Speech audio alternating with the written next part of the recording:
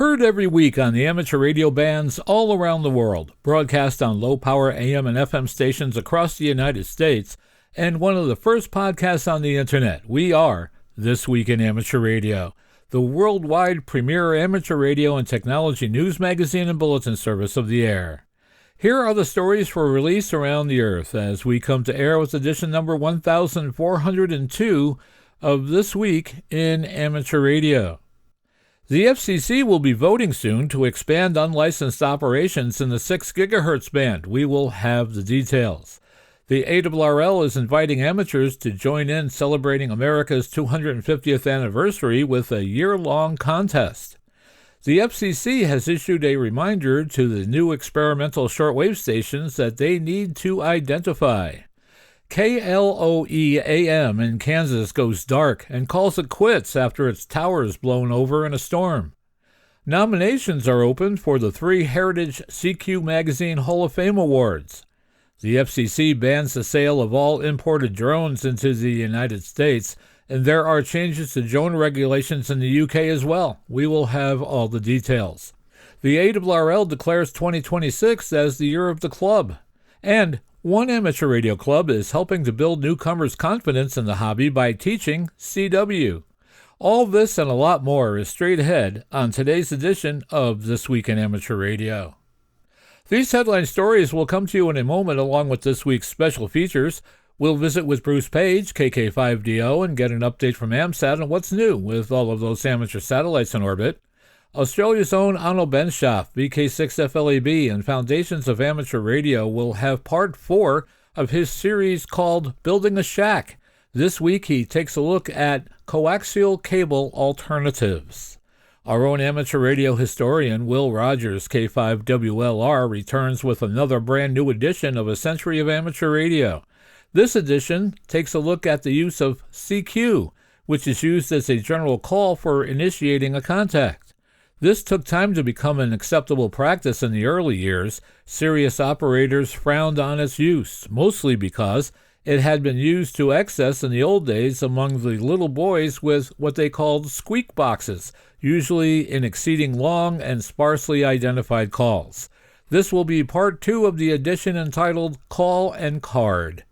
We will have a look at this month's volunteer monitoring report, and we will stop by and visit with Bill Sawyer's AJ8B in the DX Corner with all the latest news on DXpeditions, DX, upcoming contests, and a lot more.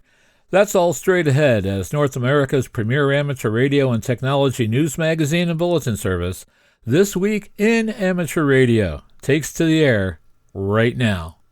Reporting from our headquarters studio just outside of Albany, New York, I'm George, W2XBS. And reporting from our news bureau in Salem, Ohio, this is Denny Haight, NZ8D. And reporting from our news bureau in Naugatuck, Connecticut, where we have cloudy weather, and I just got done checking into Roll Call. Every Saturday morning we do that on 7.255 on the East Coast Amateur Radio Service. I'm Steve Sawyer, K1 FRC.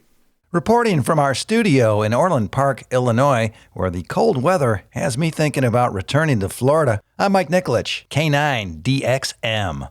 And reporting from our news bureau just outside Albany, New York, in the Geek Cave studios, I'm Rich Lawrence, KB2MOB. And reporting from the HamTV studios in Knoxville, Tennessee, I'm Josh Marler, AA4WX. And reporting from a windy Troy, New York news bureau, I'm Eric, Kilo Delta 2, Romeo Juliet X-Ray. And reporting this week from our news bureau in Syracuse, New York, at station K2MST in the Museum of Science and Technology. And let me tell you, the Lake Effect snow machine has been in overdrive in Syracuse this week. Feet and feet of snow. If you're not familiar with Lake Effect, Google it. I'm Chris Perrine, KB2FAF.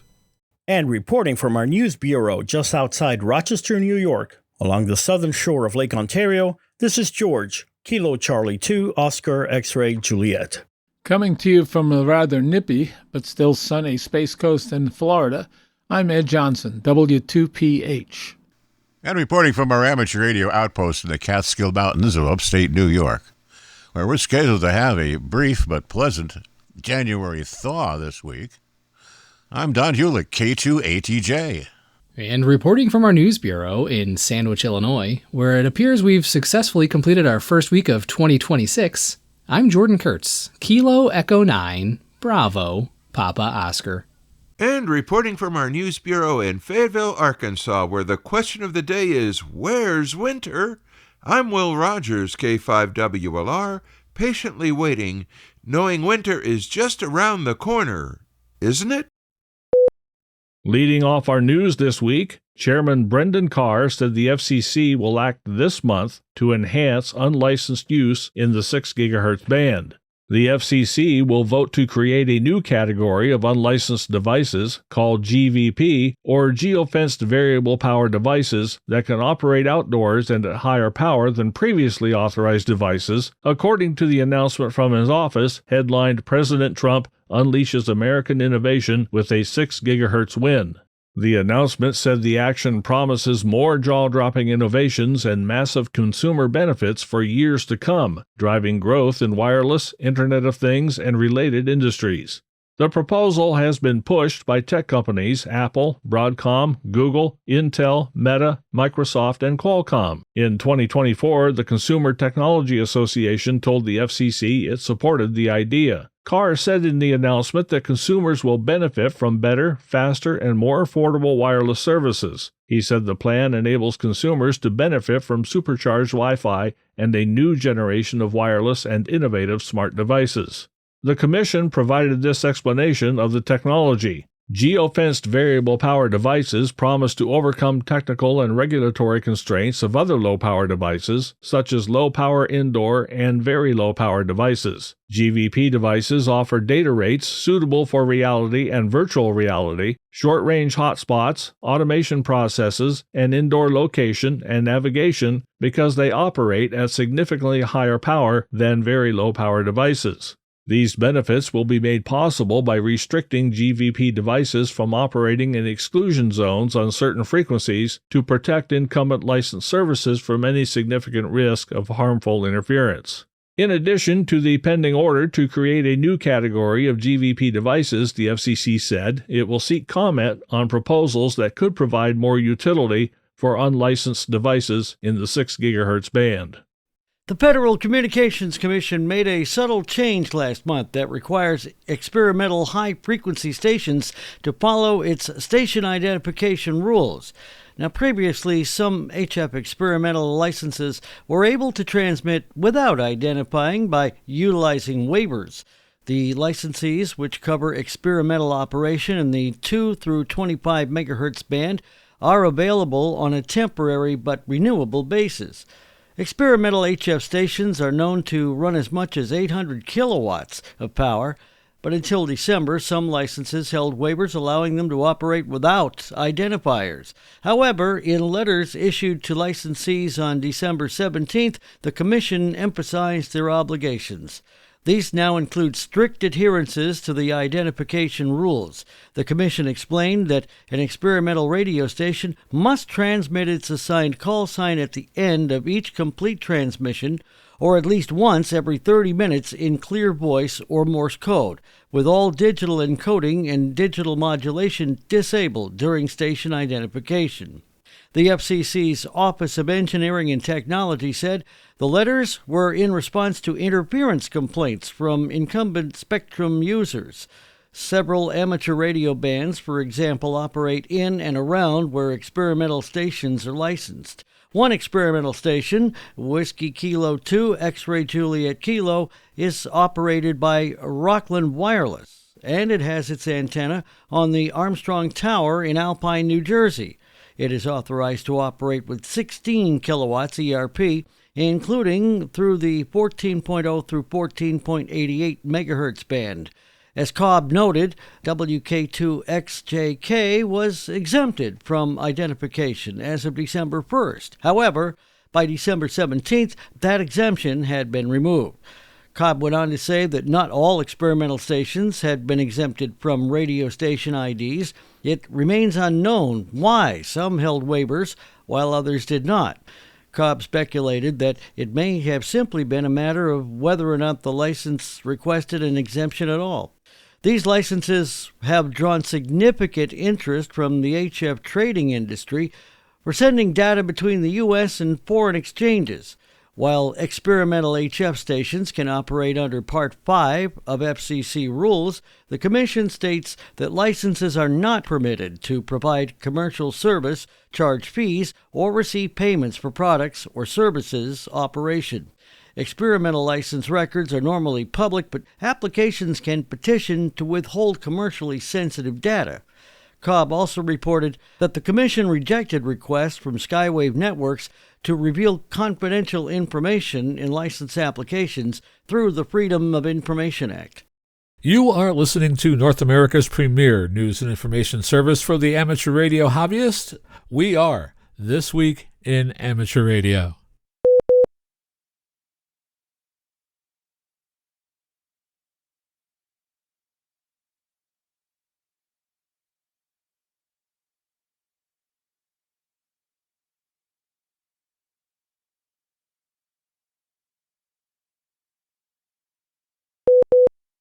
In 2026, ARRL is commemorating America's 250th birthday with a year-long on-the-air celebration. John Ross, KD8IDJ, joins us now with all the details on the special event. The America 250 Worked All States WAS Award. Running from January 1st through December 31st, this special operating event challenges amateurs of all license classes to contact all 50 U.S. states and confirm those QSOs via ARRL's Logbook of the World. Modeled after the classic WAS award, America 250 WAS encourages activity across nearly every band, from LF through microwaves and on CW, phone, and digital, accumulating in a commemorative, frame-worthy WAS certificate. Participants can pursue America 250 WAS in many ways, with endorsements recognizing achievements by band, by mode, triple play, all three modes, by satellite, and by contacting ARRL-affiliated club stations in all 50 states, and by contacting W1AW Portable in all 50 states. Throughout 2026, the iconic W1AW call sign will be loaned to stations nationwide, activating each state twice during the year. All confirmations are handled through the Logbook of the World, making it easy to track progress and apply for awards and endorsements. I'm John Ross, KD8IDJ. ARRL members can read all the details in the January-February 2026 issue of On the Air magazine. As we turn the calendar to a new year, ARRL is launching a year-long celebration that puts the spotlight squarely where it belongs, on radio clubs. John Ross, KD8IDJ, files this report from League headquarters. Beginning January 1st, 2026, ARRL officially recognizes the Year of the Club, an initiative designated by the ARRL Board of Directors to honor the vital role clubs play in sustaining, growing, and energizing amateur radio. Radio clubs are the backbone of ARRL and of the amateur radio service itself. For countless hands, a club is the first welcoming doorway into a hobby, a place to learn, to operate, to build, and to belong. Clubs create opportunities for mentoring, public service, technical exploration, and lifelong friendships. Simply put, when clubs thrive, amateur radio thrives. Throughout 2026, all ARRL-affiliated clubs are invited to participate in special programs, operating events, and recognition opportunities designed to celebrate club accomplishments and inspire new ideas. ARRL will be rolling out initiatives focused on supporting club growth, strengthening activities, and recognizing clubs that help expand ARRL membership or reach significant milestones, including 100 years of ARRL affiliation. There are new ways to celebrate and compete. 2 exciting contests are already underway to kick off the Year of the Club, highlighting how clubs connect with members and the broader community. Details for entering the ARRL Club Newsletter Contest and the ARRL Club Website Contest are available now, with a shared submission deadline of January 30th, 2026 at 4 p.m. Eastern Time. The ARRL Club Newsletter Contest recognizes that newsletters are often the heartbeat of a club, sharing news and keeping members connected and involved. Does your radio club have a great website that supports club members but also attracts attention for your club? Well, then consider entering the ARRL Club Website Contest. I'm John Ross, KD8IDJ. Club websites play an increasingly important role in outreach, public service visibility, and attracting new members to amateur radio. Winners will be notified in May 2026, honored at the ARRL National Convention being hosted by the Huntsville Hamfest in August, and featured in QST. With more on this story, we go to our own Mike Nicolich, K9DXM. In preparation for the Year of the Club, ARRL has launched a new club's website offering a modernized, accessible hub for affiliated clubs, prospective clubs, and individual hams looking to get involved with the club. For more details, we go back to league headquarters where John Ross, KD8IDJ, files this additional report. That site brings together information about club benefits, locations, resources, and ARRL affiliation all in one place. The message for 2026 is clear. Celebrate what your radio club already does well. Try something new and be radioactive. Whether your club is small or large, new or nearing a century as an ARRL affiliated club, the Year of the Club is an invitation to connect, innovate, and share your story. Follow all of the club programming for the year at clubs.arrl.org, Year of the Club, and make a 2026 year to remember for your club, for ARRL, and for amateur radio. Read more about it at arrl.org. I'm John Ross, KD8IDJ. A standout new feature is the Club Map search tool, which lets users locate radio clubs by zip code and displays both an interactive map and list of nearby clubs. Try it at clubs.arrl.org/map.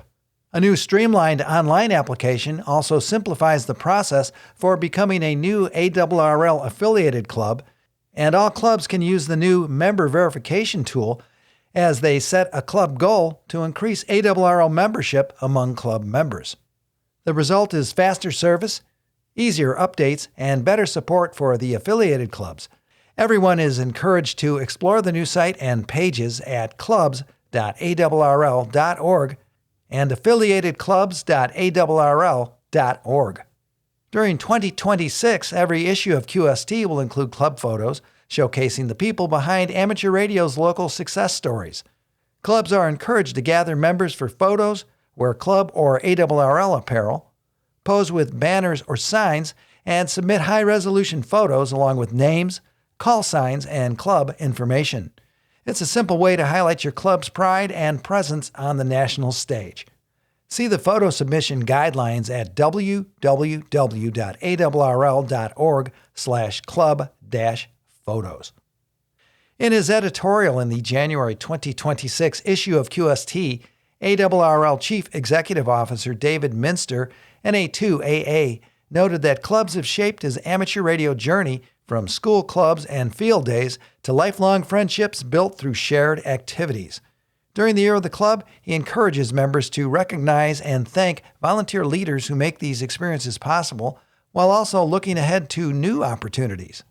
ARRL will promote innovative ideas and best practices throughout the year, including content inspired by the Marconi program, motivating amateur radio clubs to open new initiatives. Clubs are also encouraged to explore creative projects from kit building nights and technical workshops to hilltopping, antenna expeditions, and new operating challenges. The Year of the Club also coincides with our nation's commemoration and celebration of the 250th anniversary of the signing of the Declaration of Independence.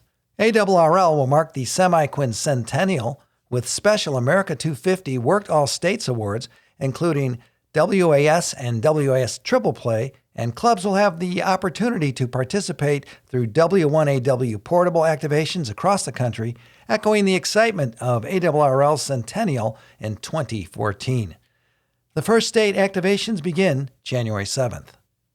With the old year ended and a new year starting up, it might seem to some of us that time is out of sorts. Well, it actually was out of sorts in the United States, specifically in Boulder, Colorado, home of the F4 atomic clock that delivers the official time with precision right down to the microseconds.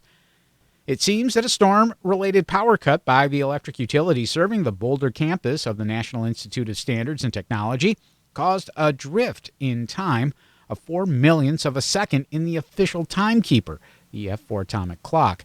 Those moments are immeasurable and of little importance to most of us, except for those who rely on precision in data centers, global positioning systems, aerospace, telecommunications, and the Network Time Protocol Service, the time resource for computer systems. In the wake of the storm, Jeff Sherman, the physicist who maintains the atomic clocks, reported in a mailing list post on Google Groups that the atomic ensemble timescale at our Boulder campus has failed due to a prolonged utility power outage. By some reports then, in late December, time literally stood still, however briefly, until the switch was made to a backup generator. That cost the F4 atomic clock its accuracy.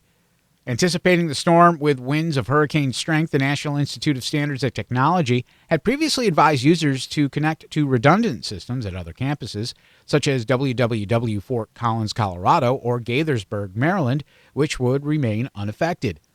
As for the F4 atomic clock in Boulder, the time discrepancy was resolved with the clock's recalibration after power was back on by Sunday, December 21st. It was, of course, just a matter of time.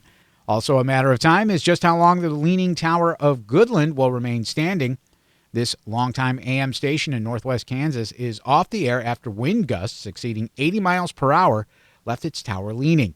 Licensed to Goodland, KLOEAM broadcasts on 730 kilohertz with a 1 kilowatt daytime and just a meager 20 watts at night. It transmitted from a single tower. According to owner Kyle Bauer, 2 of the 4 insulators supporting the tower broke during high winds that swept through Kansas late on the afternoon of December 18th. A third insulator broke days later. You're listening to North America's premier amateur radio and technology news magazine of the air. We are This Week in Amateur Radio, distributed worldwide at twiar.net.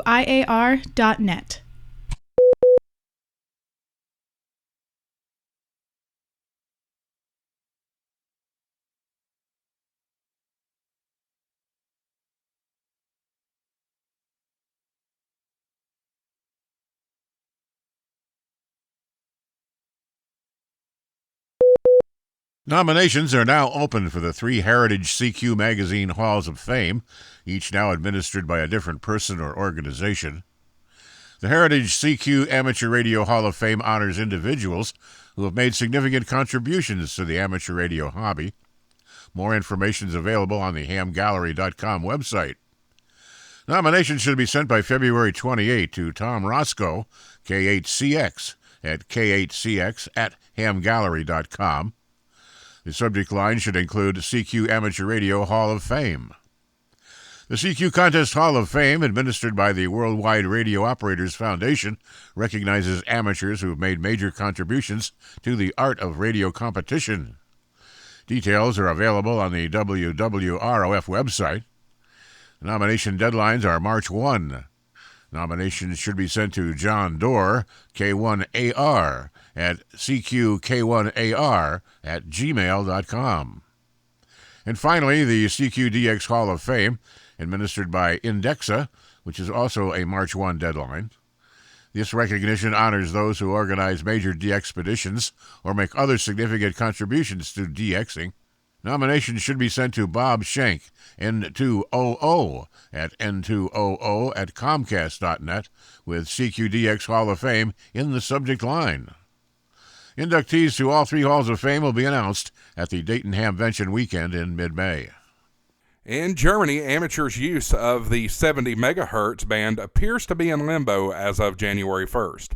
The annual temporary use permit that had been in place expired on December 31st. The regulators have taken no action to renew it. The novice level, which is the middle license class in Germany, has had temporary permission to use the 6-meter band. The nation's regulator, Bravo NET Zulu Alpha, a federal agency, has not extended these operating privileges for Class Echo license holders. Any amateurs wishing to transmit on 50 megahertz in Germany must hold a Class Alpha license, which is a full license, and it has permanent access to the band since June 2024.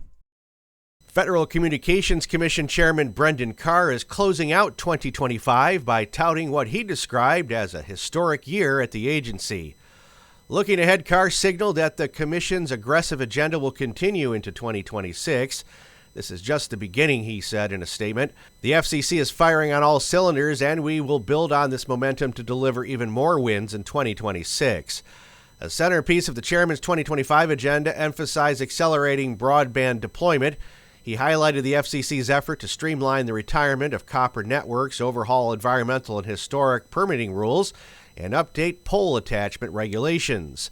The agency proposed reforms to preempt state and local permitting barriers for towers and other wireless infrastructure, including those impeding the expansion of AI infrastructure. A new inquiry was also launched to address state and local regulations that block fiber, cable, and other wireline builds. On wireless leadership, the FCC advanced 5G and 6G by executing on a massive spectrum pipeline to deliver 800 megahertz of spectrum by 2034, set out in President Trump's Working Families Tax Cut Act, which also restored the FCC's auction authority. In the near term, the FCC has proposed to auction 180 megahertz of prime mid-band spectrum in the upper C-band by July 2027 and announced the 2026 auction of low-band AWS-3 spectrum covering 200 markets. Advancing satellites, the FCC enabled more robust direct-to-cell service by allowing satellite providers to operate on spectrum at higher power levels. The agency freed up more than 20,000 megahertz for satellites and proposed new technical rules to boost LEO satellite capacities by up to 180%. The FCC's Delete initiative targeted more than 1,100 rules and regulations, cutting 134,928 words and 312 pages from the Code of Federal Regulations. A total of over 2,000 initiative proceedings were terminated across wireline, wireless, and broadcast sectors.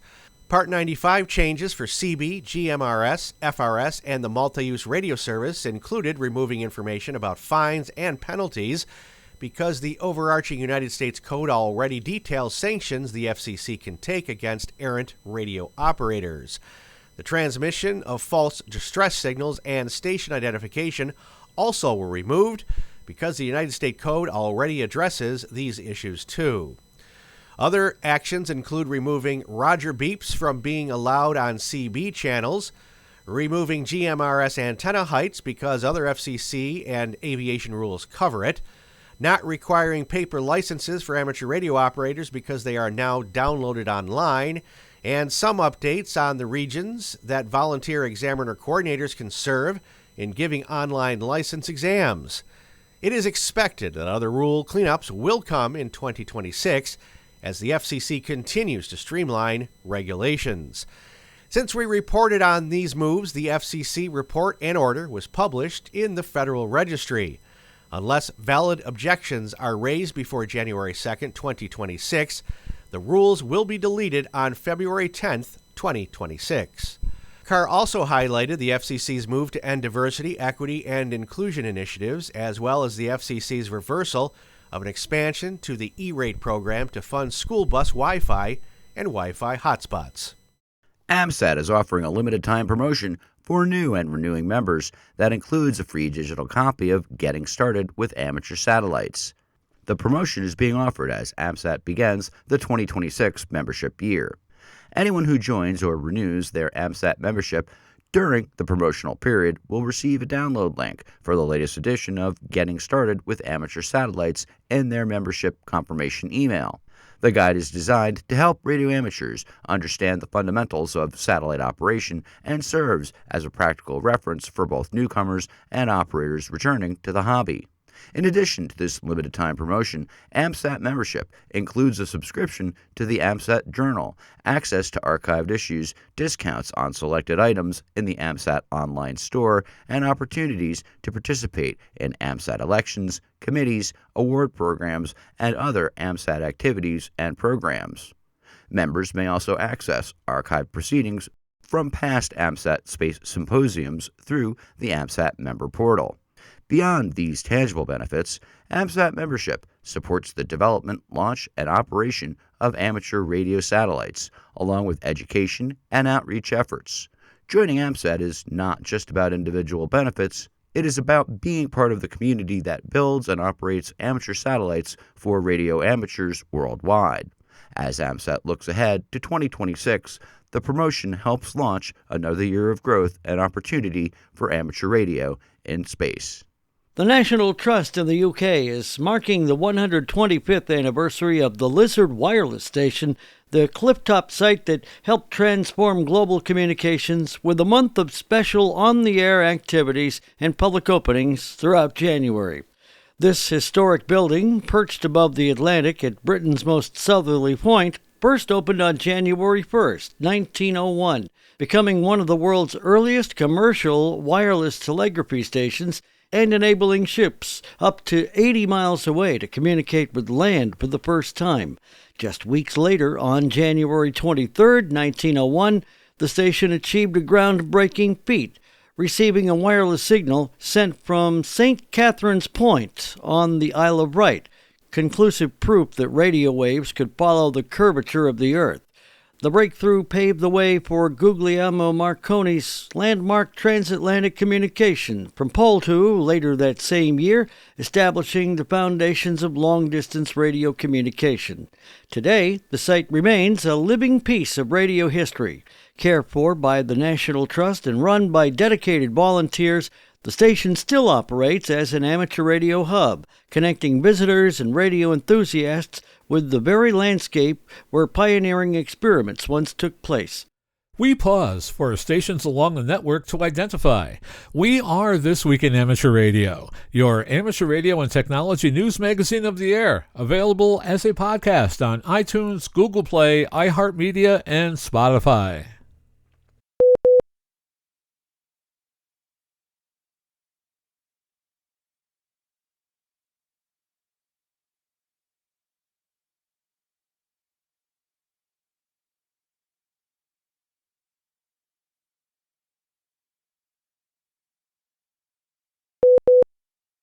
Welcome to the 49th segment of Ham Radio History, a century of amateur radio.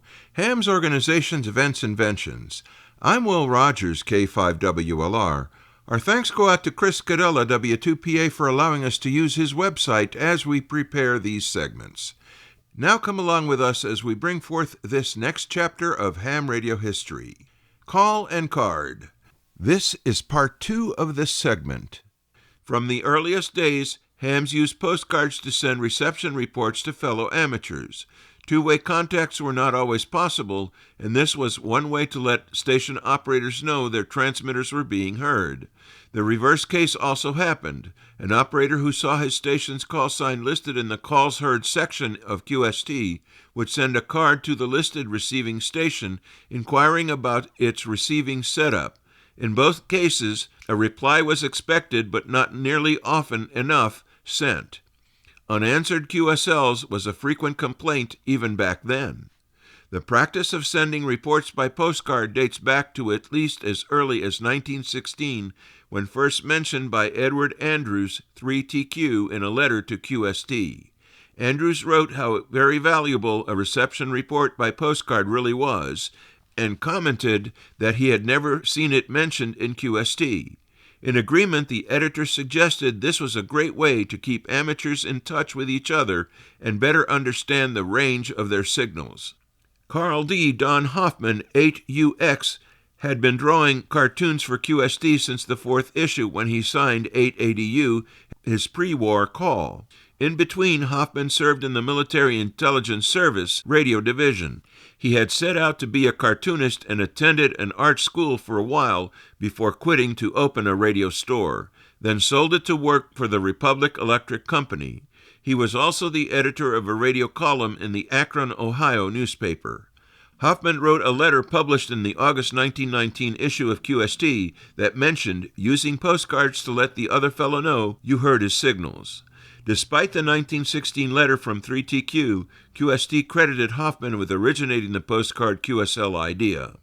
He had also suggested what information a report form should contain.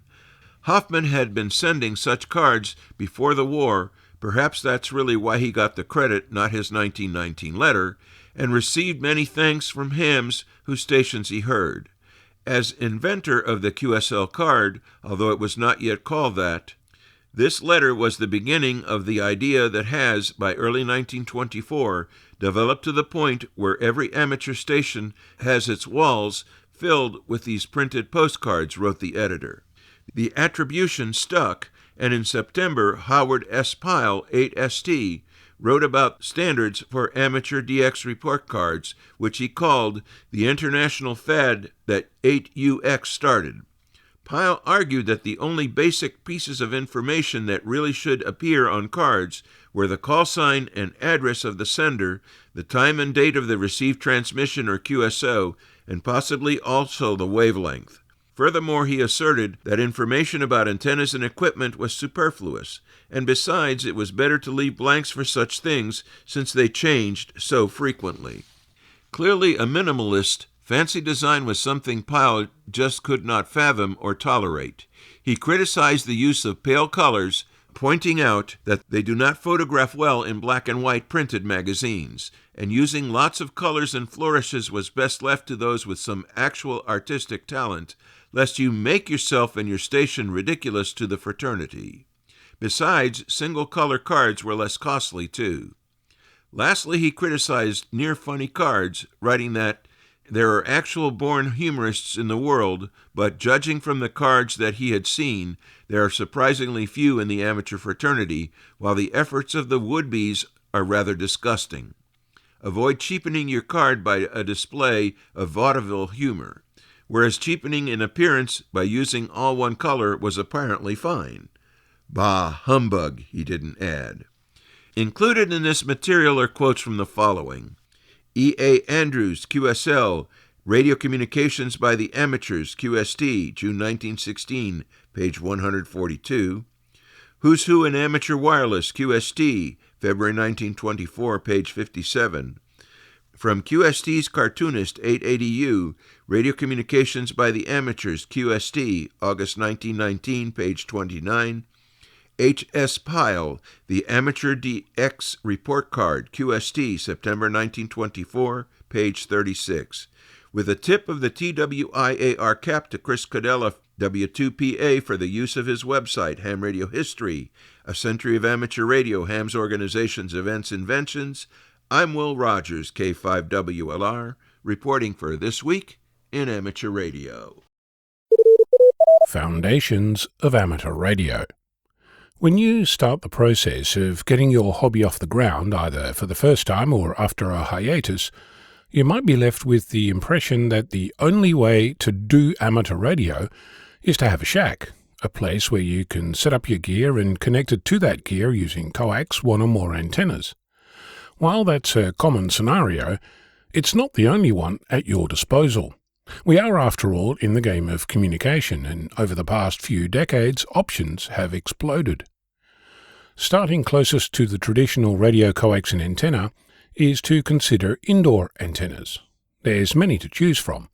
You can install one in the same room as your shack, or you can build your antennas in the roof space. Either way, invisible from the outside can sometimes be a requirement. Stealth is a topic all its own, and no doubt we'll get to that another time. A word of caution: if you do have an indoor antenna and associated coax, consider your transmitter power levels, since it's likely that, given the close proximity, you'll exceed emissions safety standards, or you'll cause harm to other electronic equipment in the building. QRP, or low power, is a good way to go if this is something you're considering. If we step away from a traditional radio coax antenna configuration, you can build your shack in other ways too. For example, you can use a local repeater, which you might trigger from a local handheld radio. Often dismissed as being for local communications only, there are thousands of repeaters across the globe offering a variety of bands, frequencies and modes. Often you can access a local repeater that can be connected to a remote one using a bewildering array of technologies, some using the internet, some using traditional RF. You'll find repeaters on 10 meters, 6 meters, 2 meters, 70 centimeters and 23 centimeters. There's nothing stopping you making your own repeater. You don't even need to go through the effort of making it completely standalone. For example, my Yaesu FT857D has a detachable faceplate, or head, connected to the main body by a short cable. There are plenty of other radios with a similar configuration. Presumably designed for the installation in a vehicle, where the head needs to be near the driver and there's unlikely to be space for the body, you can run a longer cable from the head to the body and install it somewhere more convenient. In my case, it was bolted underneath the removable floor into the boot next to the spare tyre. There's several solutions that replace the connecting cable with an internet connection.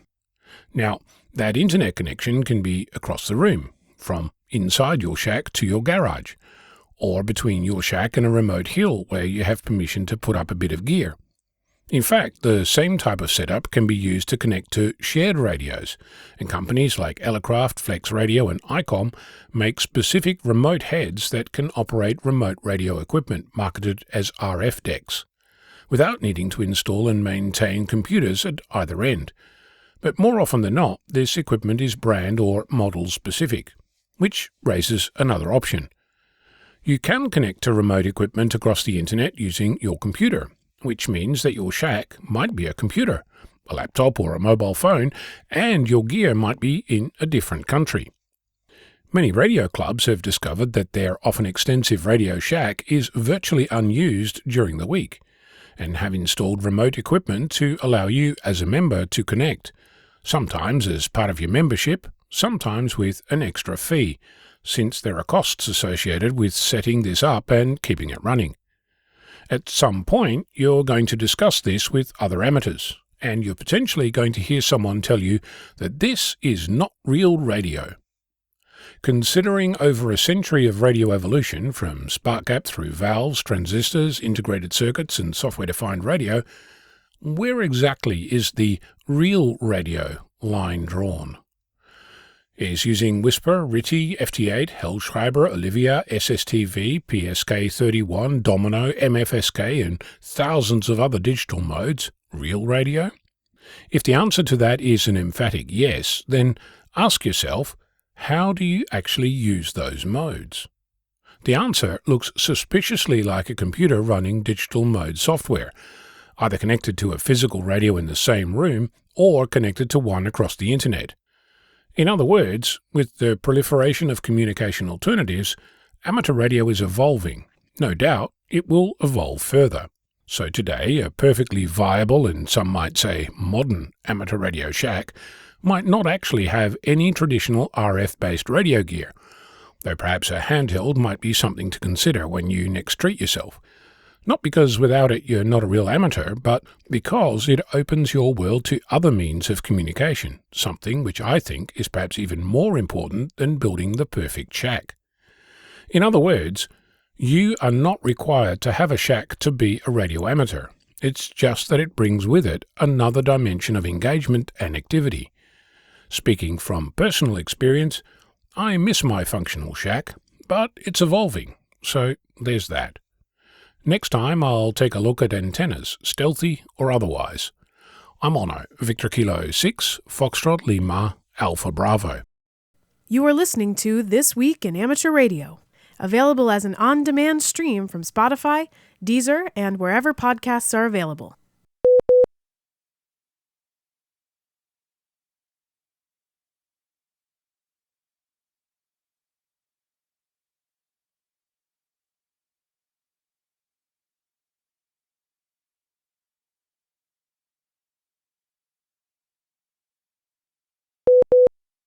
The import and sale of foreign-made drones and components are now banned in the U.S. following action by the Federal Communications Commission, citing the potential of national security risks. The agency's move follows an executive order from the White House in June banning unmanned aircraft systems and their parts.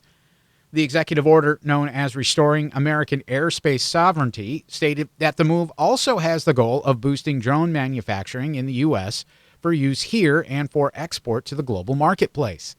As FCC Chairman Brendan Carr said on X, criminals, terrorists, and hostile foreign actors have intensified their weaponization of these technologies, creating new and serious threats to our homeland. It is certainly true that drones are redefining the shape of modern conflict.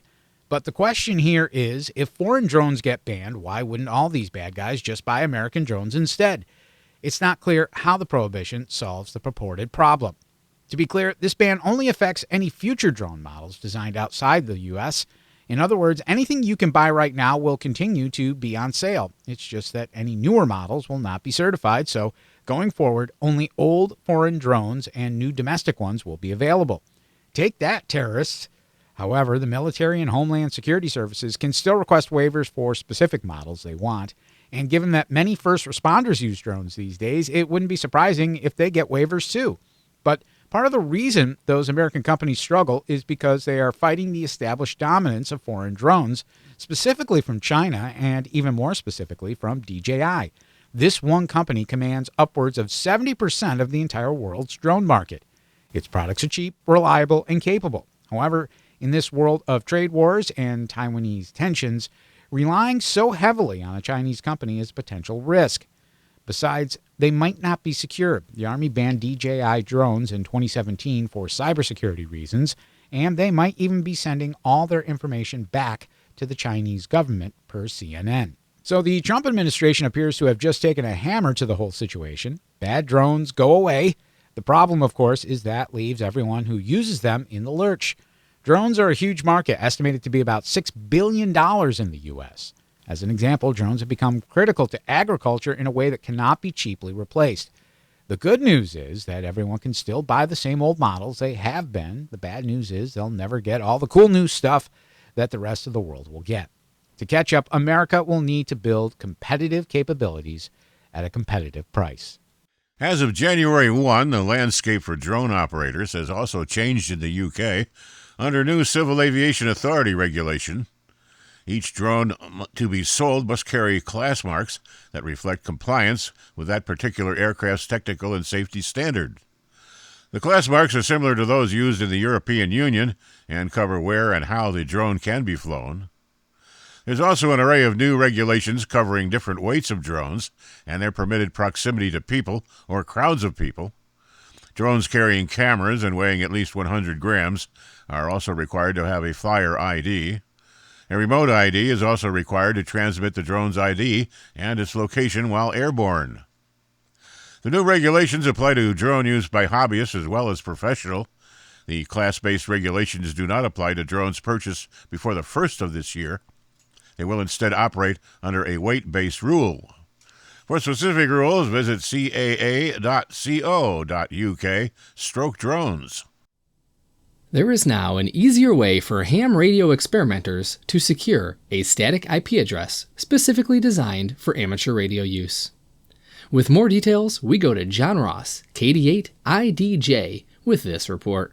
ARDC, the Amateur Radio Digital Communications Organization, has introduced 44Net Connect, which it describes as a service that makes it easy for hams to begin using 44Net IPv4 addresses through a simple, modern setup. ARDC is best known as a foundation making grants to help fund amateur radio and/or digital communications technology. But this original mission was, and still is, to administer Internet Network 44, also known as 44Net or AMPRNet. This is a group of Internet addresses from 44.0.0.0/9 to 44.128.0.0/10, and it was set aside for amateur radio use when the Internet was first being organized back in the 1980s.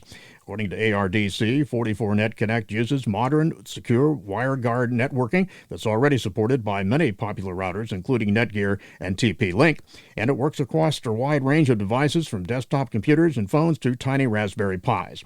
All in all, says ARDC, 44Net Connect makes 44Net more accessible and fun, helping more people experiment with networking amateur radio and digital communications technologies. More information and instructions for accessing the system are available on the ARDC website's 44Net Connect page. I'm John Ross, KD8IDJ.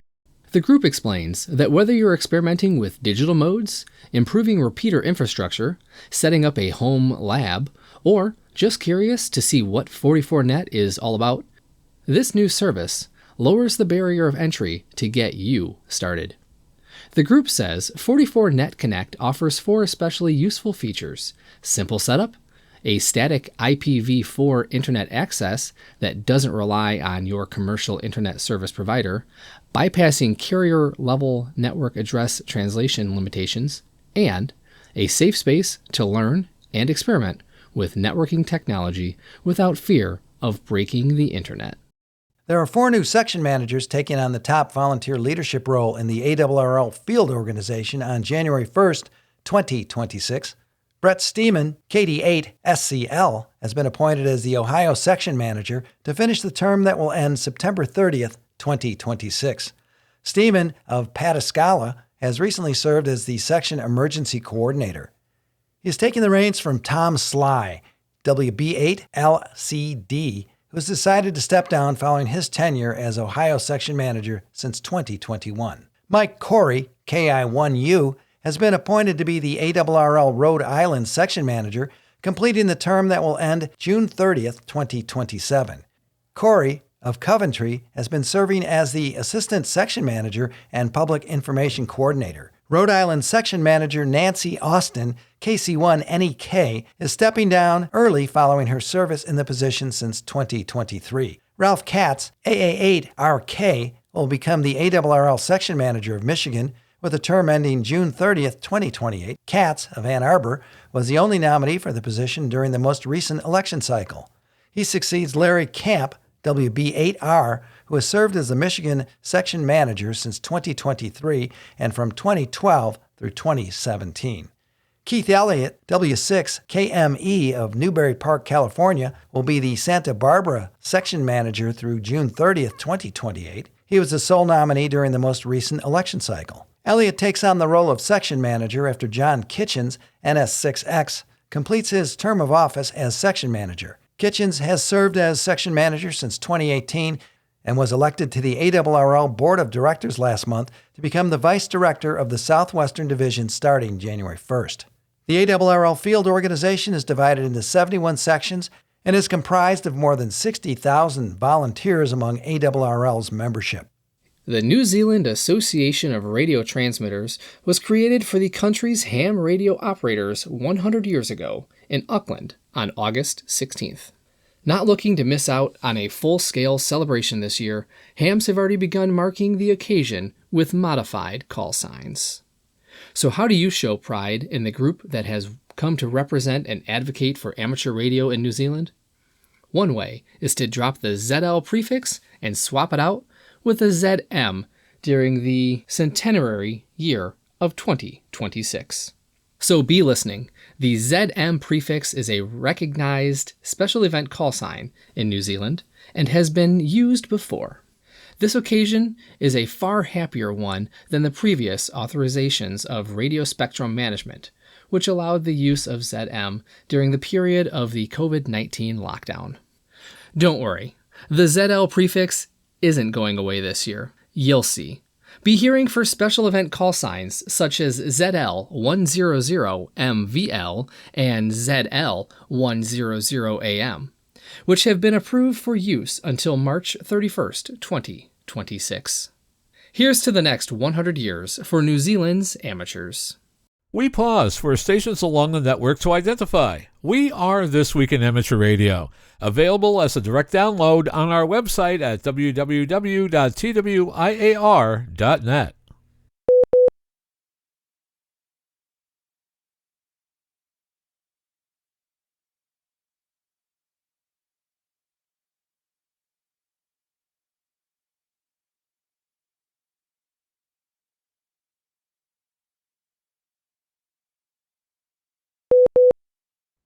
Hello, Happy New Year, and welcome to the DX Corner for your weekly dose of DX. I'm Bill, AJ8B. The following DX information comes from Bernie, W3UR, editor of the Daily DX, the Weekly DX, and the How's DX column in QST. If you would like a free 2-week trial of the Daily DX, your only source of real-time DX information, just drop me a note at thedxmentor@gmail.com. We have some bad news on the expedition that we had announced a couple weeks ago. San Ambrosia Island, Charlie Echo 0/Zulu, has been canceled. Quote, "This is to inform the DX community that I received today an official response to requests for landing and operating San Ambrosia Island. The relevant authorities communicated to me that they are looking into processing my application for the 2026 fishing season, which runs from September 2026 to March 2027. In view of the above, the radio activity originally scheduled for January and February of this year must be regretfully postponed. I want to convey to the DX community that I remain fully committed to bringing this rare DXCC entity, ranked number 3 of the most wanted list, back on the air. As such, I will continue to pursue this project with professionalism and determination, seeking a successful outcome. Thank you. Well done. Great effort, Philippe Gutierrez, X-Ray Quebec 7, India Romeo. My hat's off to you for even trying. And I got a hunch you'll get there. You're very persistent, so good luck. I also have a 3 Yankee Stroke B Bouvet Island update. The ARRL has awarded the Colvin Grant to the 3Y0 Kilo Bouvet DXpedition, one of the most expensive ham radio DXpeditions ever, with a $1.7 million budget, largely allocated to secure a reliable Arctic vessel for the remote island operation. The international team of 24 operators, including 2 young hams, will utilize helicopters to land on the glacier-covered island, prioritizing safety for all personnel. The Colvin Award, established by Lloyd and Iris, W6KG and W6QL Colvin, supports amateur radio projects that foster global goodwill, and additional funding has come from several DX foundations. The February 2026 3 Yankee Zero Kilo Expeditions Complete Log will be uploaded to ARL's Logbook of the World within a year, aiding operators in pursuing DXCC awards, and the team continues to seek further financial support from the amateur radio community, end quote. Well, good luck to them. That is a major undertaking and a quite dangerous area, so our thoughts and prayers are with them, and I hope to get them in the log. Well, I also have an update on the South Georgia DXpedition, the VP0SG, which is scheduled for 27. I know it's a little bit off, but heck, if it's January 27, it's basically less than a year. Quote, team is now finalized with the addition of Violetta, Kilo November 2 Papa. The VP0SG South Georgia 2027 DXpedition team, organized by the Amateur Radio DXpedition Group, ARD, is pleased to announce that the team is now complete by adding Violetta KN2P. Licensed since 2012, Violetta represents the next generation of active DXers, bringing strong operating skills and international experience. She's operated from major contest stations including W3LPL, K3LR, PJ2 Tango, and Juliet 62 Kilo, and has prior DXpedition experience as part of the Echo 51 Mike Whiskey Alpha DXpedition. Outside amateur radio, Violetta is a single and multi-engine flight instructor, contributing strong operational awareness and safety-oriented experience to the team. With this addition, the Victor Papa Zero Sugar Golf team is now finalized, and preparations continue toward the planned March 2027 activation of South Georgia, subject to final permitting. And good luck to them. That's another very difficult place to operate from, and I'm sure they'll pull it off. Finally, we have an update on the Tokelau Islands DXpedition. Quote, since its formation in 2013, the Perseverance DX Group, the PDXG, has conducted 6 DXpeditions, logging over 460,000 QSOs. From being chased off of Mellish Reef by a cyclone to living on an Antarctic island for 2 weeks and crossing the reef at Clipperton Island, PDXG continues to plan projects that create fun and excitement on the bands for all amateur radio enthusiasts. After their successful 2024 TX5S Clipperton Island DXpedition, the Perseverance DX Group is pleased to announce a joint project with members of the Western Washington DX Club. It is our intent to activate Tokelau Island, which is designated as OC-048, Club Logs number 42 worldwide and number 24 in Europe ranking. It will have been 7 years since the last Tokelau DXpedition. The written permission to enter the island we have in hand. Planning has begun for a DXpedition in November of 2026. A team of experienced DX and contest operators will operate for up to 13 days. 5 operating positions are planned for 160 through 6 meters, utilizing CW, sideband, and digital operations. The team will meet in Apia, Samoa, and take a 30-hour ferry ride to the island. The government of Tokelau is handling all the logistic arrangements, including travel to the island, operating location, sleeping arrangements, and meals. The call sign will be announced later. Throughout the application process, we appreciate the cooperation and assistance from the Council of Elders and other governmental officials, end quote. That's really exciting. I'm sure these guys will pull it off. So there's quite a bit of DX and stuff coming out in the next year or so you need to pay attention. So, more near term on the calendar, we have the British Virgin Islands, VP2V. Whiskey 5, Gulf India. Jonathan has returned to Anegda Island in the British Virgin Islands in his QRV as Victor Papa 2 Victor stroke Whiskey 5 Golf India until January 20th. He is hopeful to work 1,000 stations from POTA designation, Victor Golf-0021. Listen for him on sideband and FT8 for both the park and his living QTH. He will be mainly on 20 meters, but can also operate on 40, 17, 15, 12, and 10. From St. Helena Island, which is Zulu Delta 7, we have this. Casey, Alpha Charlie 1 Golf Quebec, will be on St. Helena Island from January 10th to the 24th. He plans to operate with a QRP rig and an end-fed antenna on the 40 and 20 meter bands if possible. Casey will bring a copy of his home amateur radio license and is seeking advice on applying for a ZD7 license. So if someone can help him, contact Alpha Charlie 1 Golf Quebec or me, the dxmentor@gmail.com. Well, this one's right around the corner, and you're going to read about this in all the ham radio press. Quote, in collaboration with the Vieques Island Amateur Radio Club, which is NP3VI, and the Manana DX Foundation, we are proud to announce the KP5 stroke Nancy Papa 3 Victor India DXpedition, a landmark DXpedition to Desiceo Island, which is KP5, currently ranked by Club Log as the 14th most wanted DXCC entity worldwide. Located approximately 13 miles off the west coast of Puerto Rico, Desiceo Island has not been activated since 2009. This operation represents the first Puerto Rican DXpedition to Desiceo in 48 years, following the historic Kilo Papa 4 Alpha Mike stroke Delta activation in 1978. The primary mission of this DXpedition is to provide an all-time new one to as many amateur radio operators worldwide as possible. Operators from Puerto Rico and international locations will participate to maximize coverage, band availability, and global accessibility. To ensure continuous global on-air presence, 2 self-sustained remote deployable units provided by the Manana DX Foundation will be deployed on the island. These stations will operate 24 hours per day for 30 consecutive days, utilizing state-of-the-art remote operating infrastructure from Remote Ham Radio. Operations will be live-streamed, and there will be a real-time activity updates via Club Log.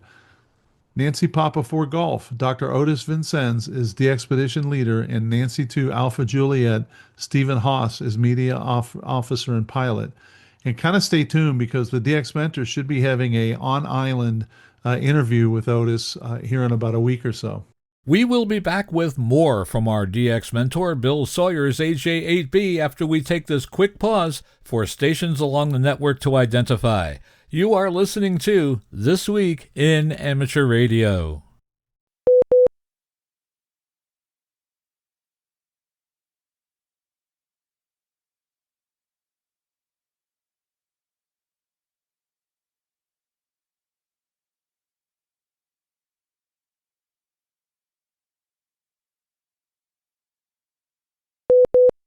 Philippe, Delta Kilo 6 Sugar Papa, and Sven, Delta Juliet 4 Mike X-Ray, have announced the next adventure of the next generation DX Club. Quote, this time, our young and ambitious team will travel to the People's Republic of Bangladesh, better known as S2, to the amateur radio community. After bringing you 8 Radio 7 X-Ray Guyana in 2024 and Victor 73 Whiskey, the Marshall Islands last year, we are ready to make waves from one of Asia's most exciting and underactivated locations. More information about call signs, dates, and operators will follow. And here, if you've been following you know that I need Bangladesh in the worst way. Lima Zulu 0 Alpha, the South Shetland Islands. Lima Zulu 1 Alpha Whiskey, Evo, is on his way to the South Shetland Islands where he will be working during the 34th Bulgarian Antarctic Expedition. If you've been tuning around at all or watching spots, he is already QRV and will be so until February 16th, plus or minus 2 days. Ivo expects to be on 20 meters and possibly other bands on sideband, FT8, and FT4. From Cambodia, which is X-Ray United, Delta Lima 7 Bravo Oscar, Tom, who is QRV until January 18th, is using now the call sign X-Ray Uniform 7 Oscar. He will be active on 160 through 6 meters using CW, sideband, and FT8 with a focus on the lower bands. QSL information remains direct to Delta Juliet 4 Whiskey Kilo or via LOTW, Club Log, or EQSL. Peter, Fox 4 Golf Papa Kilo is QRV as Tango Oscar 2 Fox Yankee until January 15th from French Guiana, which is Fox Yankee. From Africa, we get the Gambia, Charlie 5 Yankee Kilo. Andre, Oscar November 7 Yankee Kilo is QRV from the Gambia as Charlie 5 Yankee Kilo until January 25th. He is operating on sideband, RIDI, PSK, FT8, FT4, and some CW on 20, 17, 15, 12, and 10 meters. And you can QSL only via LOTW or EQSL or direct to Oscar November 7 Yankee Kilo. He does post his logbook on his website. Michael, whose call sign is Oscar X-Ray 3 Mike Charlie from Greenland, operates out of the Space Base in northwestern Greenland. His upcoming assignment runs until February 25th, 2026. Michael is most active on weekends starting around 0400 Zulu and sometimes works radio in the evenings after 2100 Zulu. Michael works HF single sideband 160 through 10 meters and QSL via the Danish Oscar Zulu Bureau. From Kenya, we have 5 Zulu. Not an expedition, but on the air casually, quote, holiday style, will be Oscar Zulu 6 Alpha Bravo Lima stroke 5Z4, Michael Johnsen. And he'll be there, QRV, from January 15th to the 28th. He says he will try to get on the air as much as possible, but it is holiday style. It's his 14th trip to Kenya, but the first time taking a radio along. Michael will be on 80 through 6 meters, but he did not get permission for 60 meters. And you can QSL him as well to Oscar Zulu 6 Alpha Bravo Lima. From X-Ray Tango, which is Burkina Faso, we have the following. Max Delta Kilo 1 Mike Alpha X-Ray is QRV from Burkina Faso until January 11th, operating as X-Ray Tango 2 Mike Alpha X-Ray. He's using an IC 7300 rig with up to 100 watts of power, working mostly on 20 meters to 6 meter bands, possibly lower bands if conditions allow. The modes will be CW sideband and the FTs. QSLs will be handled by Echo Alpha 5 Golf Lima and Club Log. From Kosovo, Zulu 6, we have the following. Hotel Bravo 9, Tango Sugar Whiskey, Gabe is QRV, is Zulu 68, Bravo Golf from Slatina Air Base, Kosovo, until January 28th, using CW only. For direct QSL, send an SAA with 3 green stamps to Hotel Bravo 9, Tango Sugar Whiskey. Benin, Tango Yankee. Tango Yankee 5 Golf is Gerard, Fox 5 November Victor Fox, and he's QRV until April 6th. He will upload the club to Club Log and also have some live streaming. QSL via LOTW. Thank you to the 425 DX News for this one. The DX Mentor features a new YouTube episode this coming weekend, a discussion with Dave, KJ9I, about 6 meters, 6 meter EME, and a potential EME expedition. Check it out and let me know what you think. Well, that's quite a bit of information, but there it is. Until next week, this is Bill, AJ8B, saying 7-3, and thanks to my XYL Karen for her love and support. I hope to hear you in the pileups. Have a great DX week. It is the beginning of a brand new month, and that means it is time for this month's Volunteer Monitoring Report. The Volunteer Monitor, or VM program, is a joint venture between the ARRL and the FCC to enhance compliance in the amateur radio service. Technician operators in Connecticut, Washington, Kansas, New York, California, and Arizona were issued advisories concerning 20-meter FT8 operation, a band on which technicians have no privileges. A technician operator in New York was issued an advisory for a 17-meter FT8 operation, a band on which technicians also have no privileges. A club station in California was issued an advisory for operation with an expired license. 2 operators in Florida were issued advisories concerning identification of their stations on 40 meters.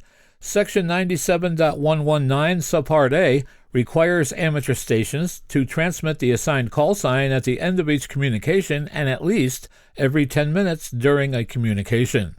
An operator in Utah received a notice of violation from the FCC for operation on 173.767 MHz, a frequency not authorized to the amateur service.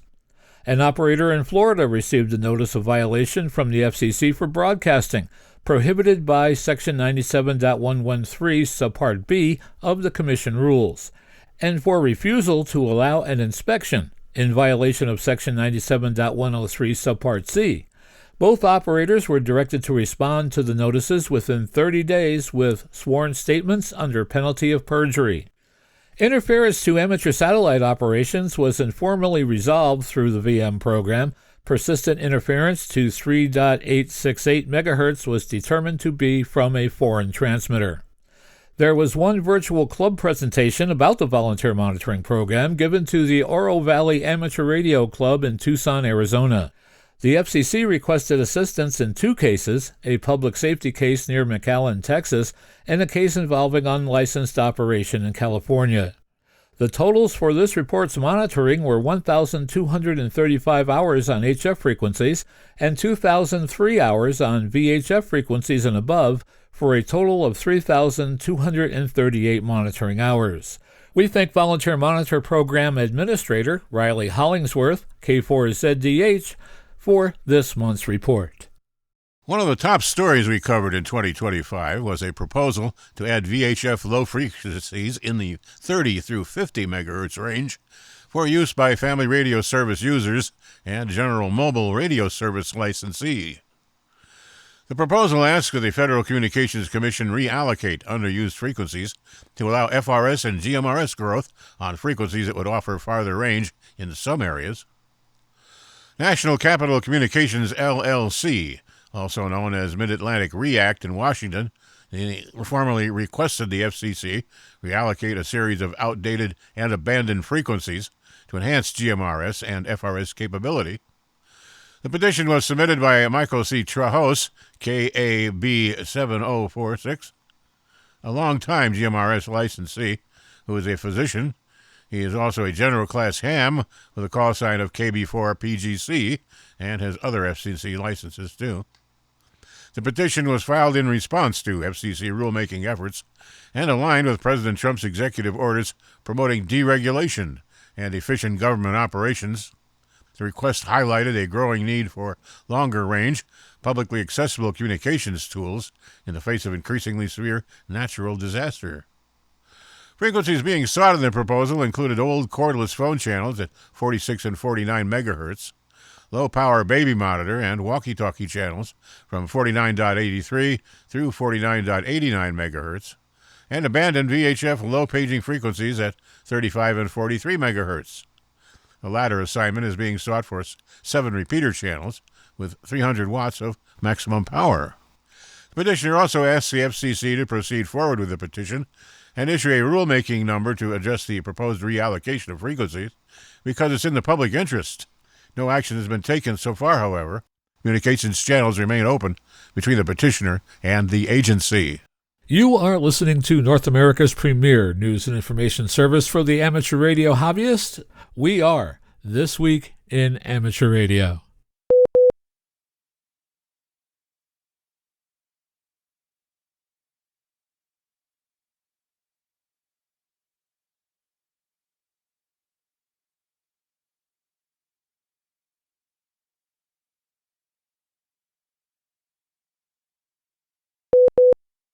Bruce Page, KK5DO, is here now with this week's AMSAT report. Bruce?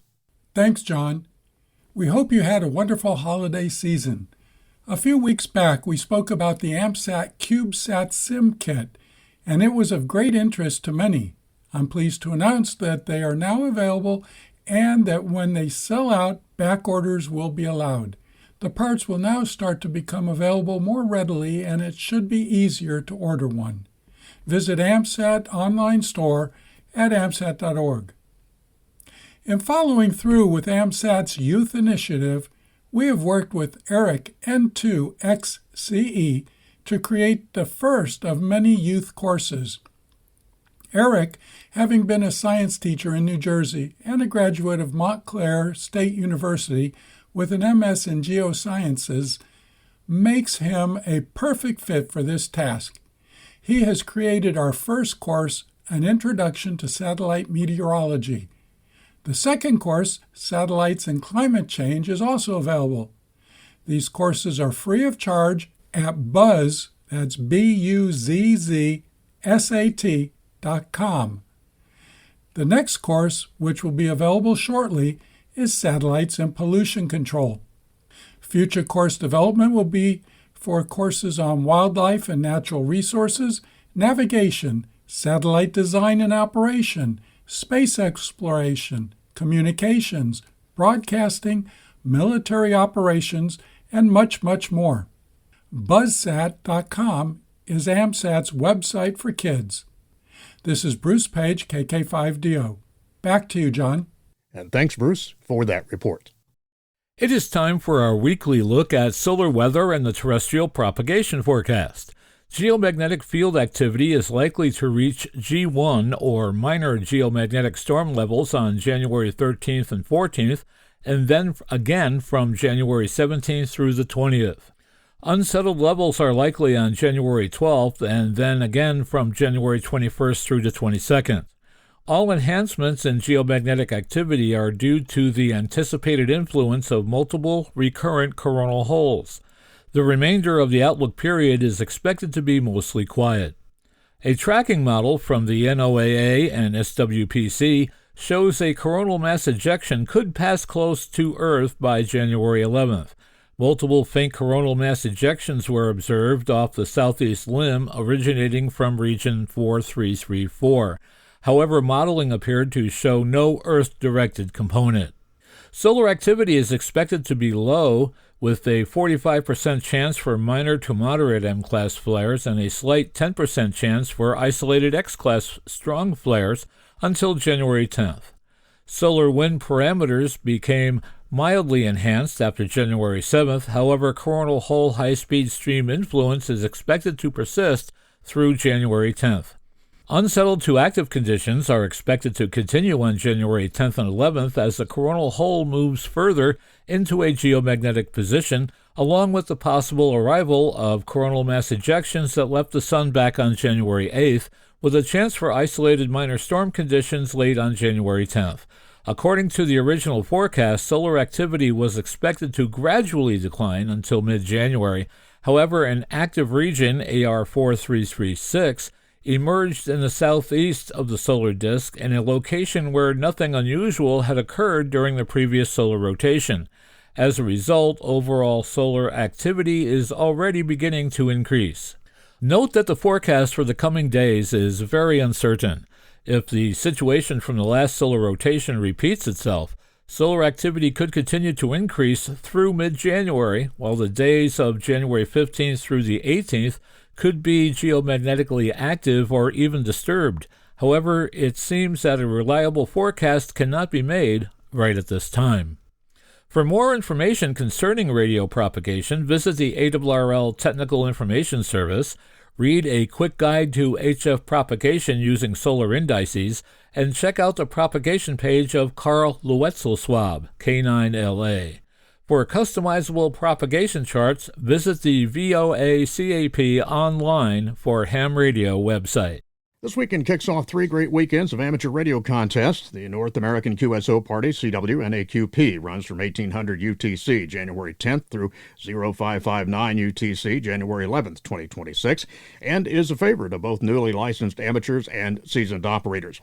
The NAQP contests are for lower power only, no amplifiers allowed, which makes for a lot more breathing room on the bands. Multipliers count once per band, which makes for an exciting format, as multipliers may be moved from band to band. The NAQPs allow stations from all parts of North America to be in the running for the top spots. If you prefer a single sideband SSB, that portion of the contest runs next weekend from 1800 UTC January 17th to 0559 UTC on January 18th, 2026. Also next weekend, the North American Collegiate Championship single sideband runs at the same time, 1800 UTC January 17th to 0559 UTC January 18th. Winter Field Day 2026, WFD is up next, scheduled to run from 1600 UTC, that's 11 a.m. Saturday, January 24th, through 2159 UTC, 4:59 p.m. Eastern Standard Time on Sunday, January 25th. Stations may begin setting up at 1600 UTC on Friday, January 23rd. However, cumulative setup time may not exceed 12 hours. You can review the complete rules, including this year's changes, at rules.wfda. And also remember to mark your calendar for the 2026 ARRL Field Day. That's on June 27th and 28th. Just ahead in Radio Sport, January 10th, it's the YBDX contest. That is phone. Also on January 10th, the Old New Year contest, CW phone. The UBA PSK 63 prefix contest, that's digital. January 10th and the 11th, the SKCC Weekend Sprintathon, that's CW. Also January 10th through the 11th, the North American QSO Party, that's CW. January 11th, the NRAU Baltic Contest, single sideband phone. January 11th also, the DARC 10-meter contest, that's CW and phone. And January 11th, the NRAU Baltic Contest, that is CW. Remember to visit the ARRL contest calendar for more events and information. Upcoming Section and State Division conventions, January 10th, it's the Ham Radio University ARRL New York City Long Island Section Convention. That's in Brookville, New York. January 16th to the 17th, the Southwest Florida Regional Ham Fest, ARRL Southern Florida Section Convention in Fort Myers, Florida. And January 30th through the 31st, the Jackson, Mississippi Capital City Ham Fest, ARRL Mississippi State Convention. That's in Jackson, Mississippi. And don't forget to search the ARRL Ham Fest and Convention database to find events in your area. ARRL has awarded a $5,000 Colvin Award grant to the Delta X-Ray Group, organizers of the upcoming 3Y OK DXpedition to Bouvet Island, scheduled for February and March 2026. Bouvet is a remote island in the Southern Ocean, populated only by seals and penguins, and known for its treacherous weather and surf conditions. It is a territory of Norway, and nearly all of it is covered by glaciers. The most recent amateur radio operation from Bouvet was the 3Y OJ DXpedition in 2023, which moved the island from number 2 on the Club Log Most Wanted list to number 10. 2 camps are planned, according to team leaders, operating all HF bands, with 1 camp focusing on high band propagation to North America when conditions allow. Each camp will consist of 3 tents, serving as operating, sleeping, and communal spaces. These tents have previously been used on Bouvet Island, and team leaders say that they have proven capable of withstanding the extreme conditions expected.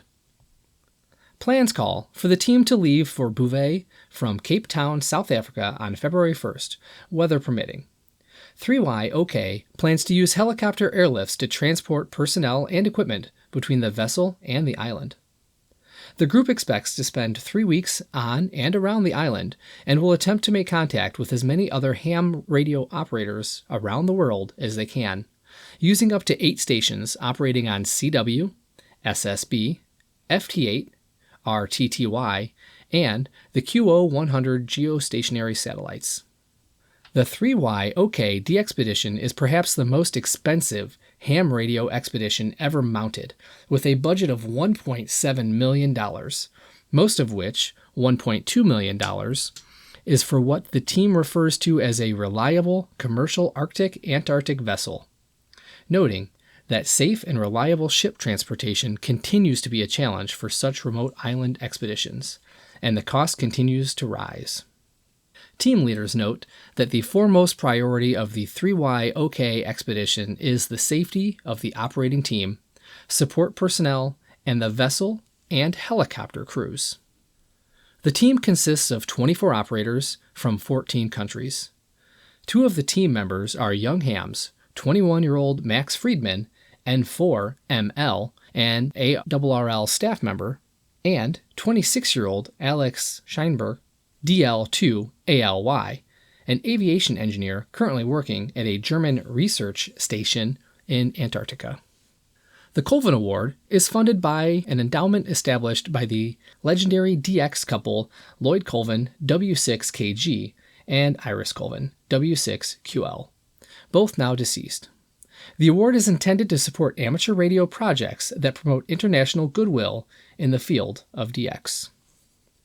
Other major financial support for DXpedition have come from Northern California DX Foundation, the International DX Association, and the German DX Foundation. The complete 3Y OK log will be uploaded to the ARRL's Logbook of the World within 12 months following the DXpedition. LOTW is used by radio amateurs to track their progress towards awards, including the ARRL DXCC Award and the DX Century Club Award, which is achieved by confirming on-the-air contacts with 100 geographic entities. We extend our sincere thanks to all equipment sponsors and financial supporters, and particularly the ARRL Colvin Award Grant. Without this collective support, activating Bouvet Island and delivering an all-time new one from the number 10 Club Log DXCC Most Wanted entity would not be possible. The team continues to seek financial support from the amateur radio community. For more information, visit 3yok.com. You are listening to This Week in Amateur Radio, available to download as a podcast from anywhere on the web podcasts are available.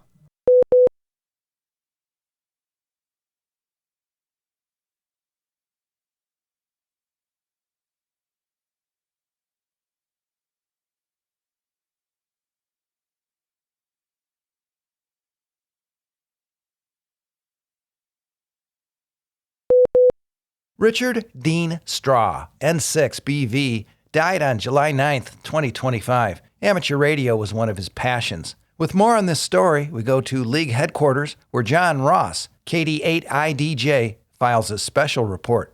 Dean retired from the ARRL staff in 2008 following 15 years of service as the Senior Assistant Technical Editor. Mark writes that in 2006, the World Radio Sport Team Championship, WRTC, was held in Florianópolis, Brazil, a coastal city that straddles both Santa Catarina Island and the Brazilian mainland. Not far inland, snow-capped mountains climb into the clouds and miles of glittering sandy beaches ring the city. The climate is subtropical and supports a dizzying diversity of plant and animal life, from swaying palm trees to visiting American tourists. Among those visiting tourists, in this case for the WRTC, as part of the PT5J team, was Dean Straw, N6BV. Dean was born on another island, thousands of miles from Florianópolis in Honolulu, Hawaii, in 1946. He lived there until he came to the mainland to study electrical engineering at Yale University. After graduating, he worked in radio design in Massachusetts at the National Radio Company, as well as in North Carolina, San Francisco, and on Cape Cod. He had a great ability to pull calls out of the noise. His counterpart, PT5J and WRTC, Mark Oberman, AG9A, recalled. He must have had some kind of extra processing gain inside his noggin. While Dean and Mark wouldn't win the contest that year, they did post an impressive score of 1,333,789. After the contest, while vacationing in Brazil, Oberman relayed an antecedent that involved another of Straw's hobbies, competitive running. Dean and Rema were in Rio de Janeiro when a kid stole Dean's 35mm camera. Being a long-distance runner, Dean chased after him for several miles before it occurred to him that catching the kid might be dangerous and possibly getting killed was not worth getting the camera back. Indeed, Dean would live many years beyond that trip to Brazil, passing away from complications of an extended battle with Parkinson's disease. Rema, his wife of 38 years, survive him, as do sons Jeff and Rick. And you can continue reading about this remembrance on ARRL News. I'm John Ross, KD8IDJ. Not only is Dean remembered among hams for his contesting prowess, but for his tenure in the publications department at ARRL headquarters. He edited 5 editions of the ARRL Antenna Book, the most of any named editor, 4 volumes of the ARRL Antenna Compendium, and several editions of the ARRL Handbook. Former QST editor and ARRL author Steve Ford, WB8IMY, recalls his time with Dean. He became my antenna mentor when I joined the headquarters staff. Until I met Dean, I didn't even know that ladder line existed or about its low-loss characteristics. He helped me incorporate it into my home station and then collaborated with me in writing a popular QST article about my experience. The article was titled The Lure of the Ladder Line and appeared in the December 1993 issue. Reflecting on Straw's contributions to the ARRL Antenna Book, that volume's most recent editor, H. Ward Silver, and Zero AX says, Dean's were very big shoes to fill. Dean started with a small book of antenna fundamentals and basic designs, then brought it into the modern era with much more detail and a wider scope that was groundbreaking. Beyond his expansion and updating of the ARRL Antenna Book, Straw wrote modeling software that is still distributed with the Antenna Book, including Yagi for Windows, for which he generated a whole family of HF and VHF designs according to Silver. He also wrote transmission lines for Windows, which integrated several calculator-style tools into one comprehensive package. And arguably, his software masterpiece was high-frequency terrain analysis, which combined terrain data and antenna patterns so hams could truly get a reasonably good idea of where their signal energy was actually going. His painstakingly prepared set of angle of arrival files that modeled propagation to and from many areas allowed top stations to optimize their antenna systems to a high degree. Combined with the wide availability of software tools like EasyNet, the effect on amateur radio antenna system design was Promethean again, according to Ward Silver. Chris Tate, N6WM, the station coordinator for Radio Oakley, N6RO, the contest station of Ken Keeler, N6RO, remembered Dean as an instrumental antenna design engineer. At the station, Straw contributed massively to the antenna farm with many unique and effective designs that gives N6RO its signature punch from W6. Dean was also an expert operator, particularly in SSB, whose recordings of his ARRL sweepstakes operating trained and guided Northern California Contest Club members for years. Friend and fellow contester Dave Patton, KW9A, who also worked at ARRL headquarters with Dean, remembers him as one of the smartest, kindest, and most innovative hams I have known. On another notable DXpedition, 4M7X on Coche Island in Venezuela, Dean's switchable 10-element arrays for the high bands worked so well that his team broke the world record, despite the large antenna farm being slowly destroyed over the weekend by the remnants of a large hurricane passing by. According to Patton, the DXpedition consisted of 43 antennas and 7 complete 1,500-watt stations. ARRL FCC counsel David Sedal, K3ZJ, shared this remembrance. His contributions to ham radio and to ARRL will continue through his unmatched propagation and related terrain studies, software packages, articles, and other contributions to ARRL publications, many of which continue to be widely distributed, consulted, and used almost 2 decades after he retired from the ARRL.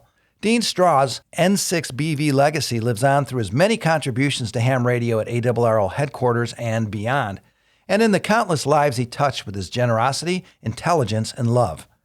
Dean shared this message when he retired from the ARRL staff. The Lord has been good to me. How many people can truly say that their vocation has been their beloved avocation too? My wife has consistently maintained over the years, you're having entirely too much fun in this job. A Soyuz 2.1B launch vehicle with a frigate upper stage launched successfully on December 28th at 13:18 UTC, deploying a total of 52 satellites into orbit. The mission was operated by Roscosmos and lifted off the Vachowski Cosmodrome in eastern Siberia. The primary payload were 2 ACE-T2s, Earth observation satellites. Among the secondary payloads were at least 8 satellites using amateur radio frequencies, including several that received coordination through the International Amateur Radio Union. Initial on-orbit checkout and commissioning activities are underway, with beaconing reports and operational activity continuing to be reported. QMR KWT-2, or Moon of Kuwait, is a 1U CubeSat carrying an amateur radio mission led by Oleg Rezin, R3AOR, in cooperation with the Moscow Technical University of Communication and Informatics. The satellite features a FM amateur radio transponder intended to encourage participation by students and new operators, along with a miniature camera capable of transmitting slow-scan TV images. The mission operates under the International Amateur Radio Union coordination, with a downlink on 436.950 MHz and a transponder uplink on 145.920 MHz. Labashkasi, Romeo Sierra 83 Sierra, is a 16U CubeSat developed by the National Research State University of Nizhny Novgorod as part of Russia's space education program. The spacecraft carries an amateur radio digital repeater supporting messages exchanged between radio amateurs worldwide, along with imaging payloads transmitting SSDV and SSTV pictures. IARU coordinated frequencies include a repeater uplink on 435.500 MHz, repeater downlink on 145.910 MHz, a telemetry and image downlink on 436.320 MHz, and an experimental X-band downlink on 10.470 GHz. Sakahub Kobalabon, or RS-18S, is a 1U CubeSat developed by the Sakha Science Academy as the first satellite of the Republic of Sakha in Yakutia.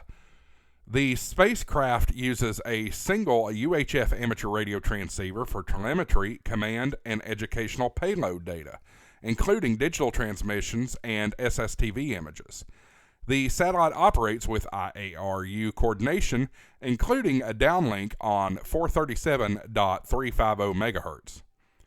Several additional satellites on the mission are reported to be using amateur radio frequencies without IARU coordination, including Polytech Universe 6, Scorpion, Luca 1, and Galapagos UTE. In addition to the amateur frequency spacecraft, the mission also deployed 3 Iranian Earth observation satellites, Paya, Zafar, and Kausar, intended for monitoring agriculture, mapping natural resources, and studying environmental conditions. You are listening to North America's premier news and information service for the amateur radio hobbyist. We are This Week in Amateur Radio.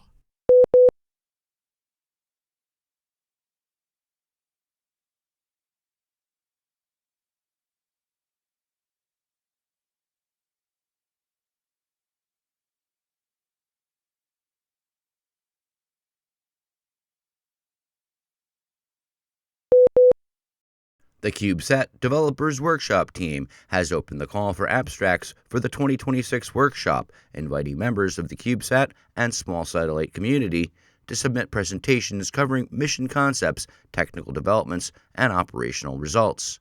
The CubeSat Developers Workshop is an annual 3-day global small satellite conference hosted at California Polytechnic State University in San Luis Obispo, California. The event brings together students, researchers, educators, and industry professionals from around the world to share experience and lessons learned across the CubeSat mission lifecycle. In recent years, the workshop has attracted more than 600 participants representing over 50 countries. The 2026 workshop will include both oral presentations and poster sessions. Poster sessions provide an interactive forum well-suited to early-stage mission concepts, subsystem development, and student projects, while oral presentations focus on more mature missions, flight results, and in-depth technical analysis. Abstracts are welcome on topics spanning the full CubeSat mission lifecycle, including mission design, hardware and software development, integration and testing, operations, and on-orbit performance. Submissions that emphasize lessons learned, innovative approaches, or practical operational experience are particularly encouraged. The CubeSat Developers Workshop 2026 will take place April 14th through the 16th, 2026 in San Luis Obispo, California. Abstract submissions must be received no later than 11:59 p.m. Pacific Time on Monday, January 5th, 2026. Participant registration is now open with early bird pricing available through February 1st, 2026. Additional information on abstract submission, registration, sponsorship, and exhibitor opportunities is available on the workshop website, www.cubesatdw.org. Moody Bible Institute's 90.1 WMBI FM in Chicago is currently operating at 10 kilowatt transmitter power output due to interference with communications equipment at nearby Chicago O'Hare International Airport. The flagship station of the Moody Radio Network, WMBI FM ordinarily operates with 100 kilowatts effective radiated power. The issue stems back to November. The station went off the air completely after being notified by the FCC that the Federal Aviation Administration detected an aspect of its 90.1 FM signal causing minor interference with local air traffic control. Moody said that the FAA recently introduced communications that are highly sensitive to background noise. As a result, WMBI must filter out spurs as low as 80 dB at 133 MHz. John Bartender, N1GNB, better known in the amateur radio community as John B., owner of Quicksilver Radio Products, passed away on October 25, 2025. He was first licensed in 1989 and held an amateur extra class license. Prior to founding Quicksilver Radio Products, he was the ARRL advertising manager for 4 years. He is survived by his children, Elizabeth and Jay, and his brother Michael. Quicksilver Radio Products, the popular Connecticut-based business, is now relocated to Pennsylvania as a division of the New Holland Radio Shack. The death of the popular and personable radio amateur also drew concerns among loyal longtime customers that his business would permanently close its doors. Well, in late December, an announcement appeared in QRZ.com, in the forums there and on Facebook, that the company said it was in the process of moving its inventory to a new location. Quicksilver said the company was planning to have a presence at HamCation in Orlando, Florida in February. The business website, qsradio.com, is also operating again. Following Bart Scherer's passing, Quicksilver was closed for reorganization, but has just announced its reopening. The company's new retail store is now open in New Holland, Pennsylvania. Quicksilver's West Coast store in Anaheim, California, is still in operation. The Intrepid DX Group has announced 23-year-old Peter Schimmelbusch, W7HPS from Rexburg, Idaho, as the winner of its 2025 amateur radio for the Greater Good competition. His proposals for the newly formed Upper Valley Amateur Radio Society, of which he is founder and president, to install a public access amateur radio station at the Madison County Sheriff's Department Search and Rescue Facility, which the department has already authorized. The Intrepid DX Group will be providing Schimmelbusch and his club an HF base station, a VHF-UHF mobile station, a VHF-UHF base antenna, coax, a power supply, and a multiband HF vertical antenna. This year, we received a number of outstanding proposals to benefit the community through amateur radio, said Intrepid DX Group President Paul Ewing, N6PSE. You can see Schimmelbusch's entire proposal on the Intrepid DX Group Facebook page. It's time for this week's edition of AMSAT Satellite Shorts from all over. And we begin this week with the announcement that AST Space Mobile launched Bluebird 6, the first of its next-generation satellites, on December 23rd aboard India's LV-M3 rocket operated by the Indian Space Research Organization from the Satish Dhawan Space Center. AST Space Mobile says Bluebird 6 is its largest satellite to date, featuring a deployable antenna substantially larger than those flown on its earlier spacecraft. Bluebird 6 is designed to support the company's planned space-based cellular broadband network that would connect directly to standard mobile phones without additional hardware. The launch marks the beginning of a new satellite series, with the company planning to deploy dozens more spacecraft in 2026. AST Space Mobile previously demonstrated its technology using the Blue Walker 3 prototype, including a successful 5G call to an unmodified smartphone in 2023.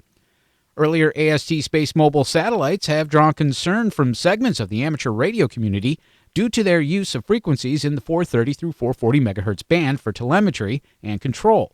The company has said it's coordinating with regulators as it expands its constellation. Next, UK-based company SpaceForge has successfully generated plasma aboard its Forge Star 1 satellite, marking a milestone in commercial and space manufacturing. The demonstration establishes Forge Star 1 as the first free-flying commercial spacecraft to operate as a semiconductor manufacturing platform in low Earth orbit. SpaceForge says the plasma test confirms that the extreme conditions required for gas phase crystal growth can be created and controlled on an autonomous satellite. The work builds on earlier research conducted aboard the International Space Station and is aimed at producing advanced semiconductor materials in microgravity. Space Forge is focusing on wide and ultra-wide bandgap materials such as gallium nitride and silicon carbide, which are used in power electronics and advanced communication systems. The company says microgravity conditions may enable cleaner crystal growth that is possible than on Earth. Data from the Forge Star 1 mission will be used to inform future in-space manufacturing missions. The satellite is expected to complete its mission with a controlled atmospheric re-entry as part of a planned end-of-life demonstration. And finally, South Korean startup InnoSpace failed in its first orbital launch attempt on December 22nd when its Hanbit Nano rocket lifted off from Alcantara Space Center in Brazil. The launch marked the first ever orbital launch attempt by a South Korean commercial company. Hanbit Nano is a two-stage launch vehicle designed to place small satellites in low Earth orbit from equatorial launch sites. The rocket experienced an anomaly and crashed back to Earth about 1 minute after liftoff, according to tracking reports. Hanbit Nano was carrying multiple small satellites on the Spaceward mission, including the amateur radio CubeSat Solara S2. The mission also represented a milestone for international cooperation, with Brazil hosting the inaugural launch attempt of the South Korean-developed rocket. InnoSpace did not immediately disclose the cause of the failure and ended its webcast shortly after the incident. The company has said it will analyze the failure as it continues development of its launch vehicle family. For the first time, YOTA Camp will have a theme for the week. The theme will be space. For the best chance at being selected, applications should be submitted by 2359 UTC by the 15th of the month, 2026. Campers will be selected by the working group and notified by February 1. The application process is free.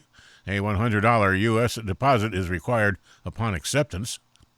Should a potential camper be unable to pay the $100 deposit, he or she may apply for a scholarship or a waiver. Campers are also responsible for their own arrival and departure transportation to the camp's location. Travel assistance may also be available.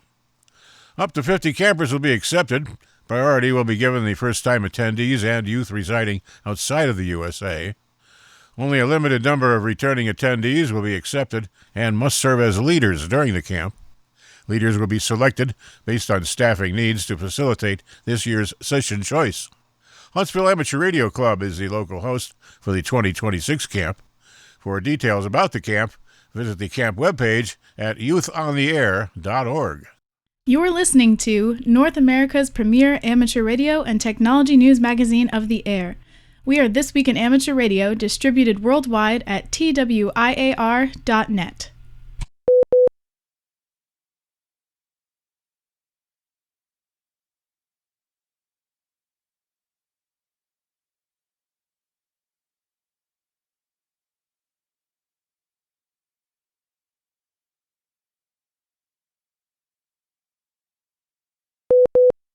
ARDC, the Amateur Radio Digital Communications Foundation, awarded more than $4 million in grants in 2024, according to tax filings released in mid-November 2025.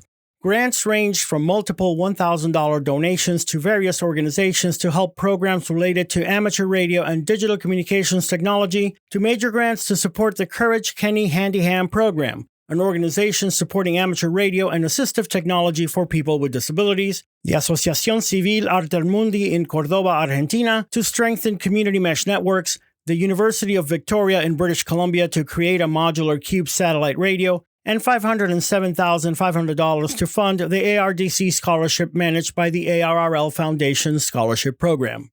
Amateur television operations aboard the International Space Station received a significant upgrade on December 22nd, when an HDMI converter was installed on the ARIS HamTV system. The new hardware expands video capabilities for HamTV and supports the use of a broader range of onboard cameras during future educational contacts. The installation was performed during scheduled maintenance activities by NASA astronaut Chris Williams, Kilo Juliet 5 Golf Echo Whiskey. ARIS reported that the HDMI converter can generate a video test signal when the system is in standby mode, providing clear visual indication of system readiness and video path functionality. The December upgrade builds on HamTV's return to operation earlier in the year. The HamTV unit was installed aboard the ISS on July 29th by astronaut Johnny Kim, Kilo Juliet 5 Hotel Kilo Papa, after several years of offline for repairs. Following installation, ARIS confirmed acquisition of signal reports from amateur stations as the system began transmitting a carrier on 2395 MHz, with continued testing through August confirming stable carrier operation. Those efforts led to successful video use during an educational contact on October 18th with scouts in the United Kingdom. During that event, Johnny Kim, Kilo Juliet 5 Hotel Kilo Papa, answered student questions while appearing live on station via HamTV. Pre-contact testing included tone and color bar transmissions, followed by a successful live video downlink from the ISS. In the days following the December 22nd maintenance activity, amateur observers again reported reception of color bar test signals, confirming proper operation of the video chain. On December 23rd, amateur operator Scott Chapman, Kilo 4 Kilo Delta Romeo, reported successful reception of HamTV test video during an ISS passover North America, documenting decoding of a video test pattern using a 1-meter S-band dish. HamTV uses a DVB-S digital amateur television transmitted on 2395 MHz, and reception typically requires a 2.4 GHz capable antenna, a low noise amplifier, and a compatible DVB-S receiver or software-defined radio. With the HDMI converter installed and testing complete, ARIS has indicated that further HamTV activity is expected during educational contacts in 2026. For those interested in receiving HamTV, Scott Chapman has published a community guide describing one method of decoding and recording HamTV test video using SatDump and VLC media player. Additional technical background, reception reports, and ground station information are maintained by the British Amateur Television Club.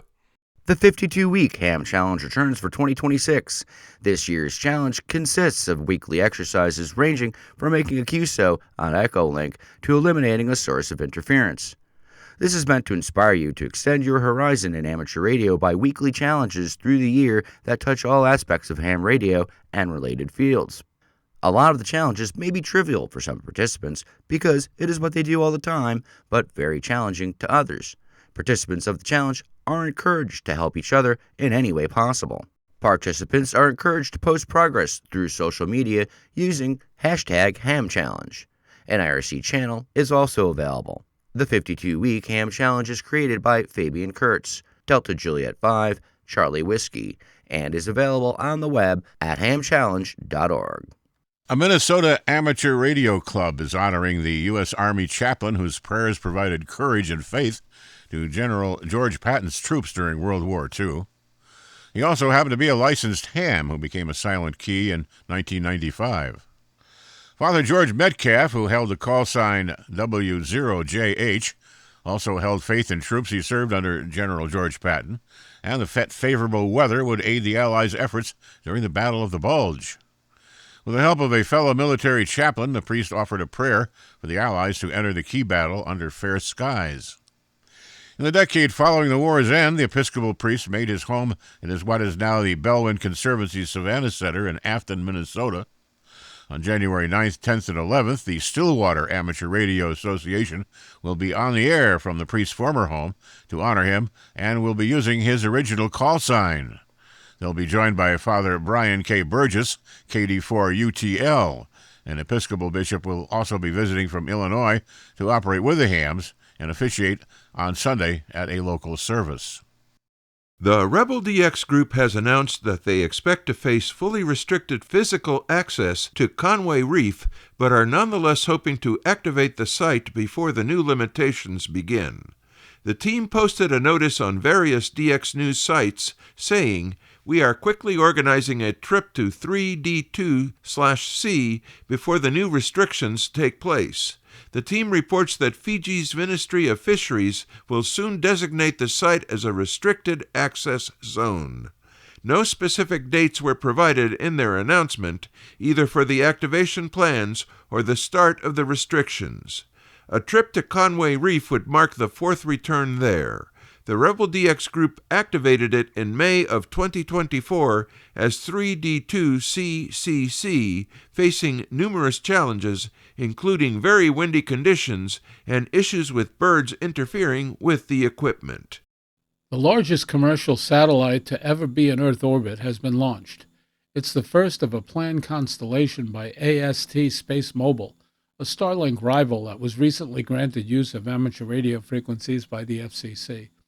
The huge satellite is called Bluebird 6, and it was launched on December 23rd from India's Satish Dhawan Space Center, blazing the path to the so-called next-generation constellation of space-based cellular broadband satellites by AST Space Mobile.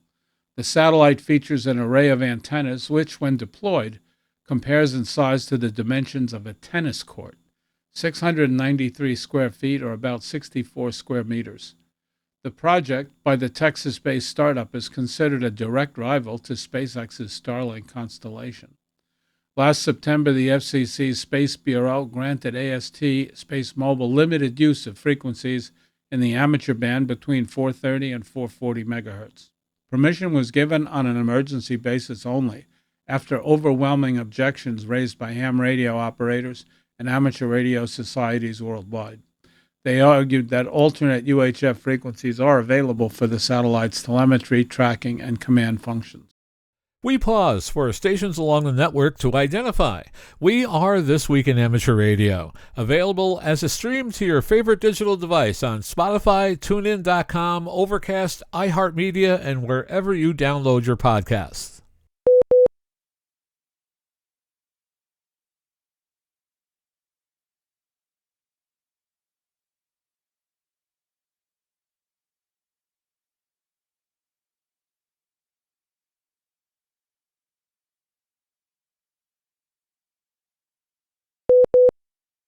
The small Balkan nation of Montenegro finished 2025 by taking a history-making step into space with the launch of its first satellite. Weighing just under 2 kilograms, the 1U CubeSat began its journey on December 28th aboard a Soyuz carrier rocket from Russia's new cosmodrome near the border with China. A project of Montenegro Space Research, it is designed to collect data for transmission back to Earth. On board are a high-resolution camera, solar panels, and a variety of sensors, all designed to function throughout the satellite's 3-year mission in low Earth orbit. Montenegro's Amateur Radio Association announced that it received its first telemetry signals from the satellite on December 31st, adding that it planned to donate an antenna to the Space Research Organization for everyday reception. The satellite has been named Lucha, which is Montenegrin for light.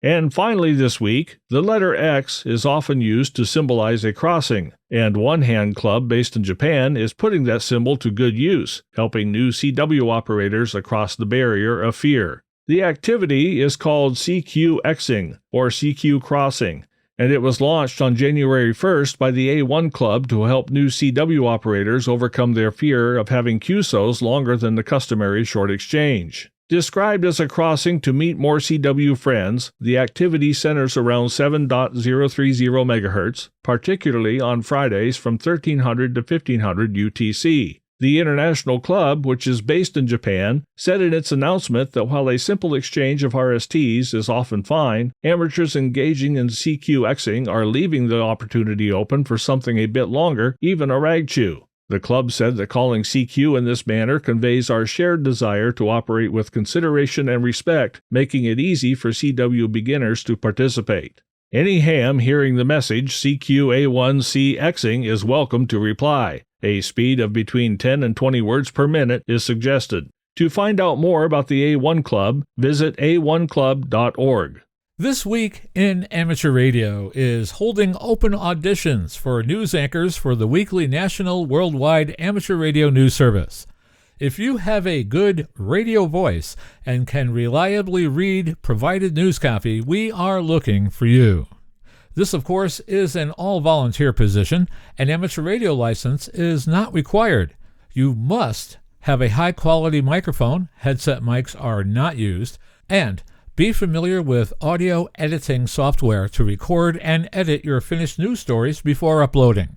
If you would like to try out for a weekly or bi-weekly anchor position with North America's premier amateur radio news on air and podcast, please send an email to our producer, George, W2XBS. You can include a sample MP3 of yourself reading news copy sent as an attachment to W2XBS77@gmail.com. That's whiskey, the number 2, X-ray Bravo Sierra 77@gmail.com. Be sure and use Anchor Audition in the subject line. Please include your phone number and a good window of time for a callback to discuss your submission and our operating logistics to see if This Week in Amateur Radio is a good fit for you. We hope to hear from you soon. This Week in Amateur Radio is heard on nets and repeater systems all around the U.S. and around the world on great operations like WA0RCR from the center of the U.S., Wentzville, Missouri, where This Week in Amateur Radio is proud to be part of the legendary Gateway 160-meter net report each weekend. Many of the news and information items heard in this edition of This Week in Amateur Radio have been provided by the American Radio Relay League, the ARRL Audio News Service, and the ARRL Letter, AMSAT, the Radio Amateurs of Canada, the Shortwave Listening Post, the Federal Communications Commission, the Radio Society of Great Britain, and Ofcom, the South African Radio League, the International Amateur Radio Union, the Wireless Institute of Australia and the Australian Communications and Media Authority, the New Zealand Association of Radio Transmitters, the Amateur Radio Newsline, the Rain Hamcast, Eric Guth, 4Z1UG and QSO Today, QRZ.com, the International Telecommunications Union, the 425DX News, Parks on the Air, and the Soda Reflector, and various news sources on the Internet. With special thanks to all our weekly news sources and to you, our listeners, that wraps up this edition of This Week in Amateur Radio. If you would like to write to us, you can find everything you need, including archive editions of the news service, at our website at twiar.net. And now, for all of us at This Week in Amateur Radio headquarters and all our news team around the world, this is Will Rogers, K5WLR in Fayetteville, Arkansas, wishing you 73.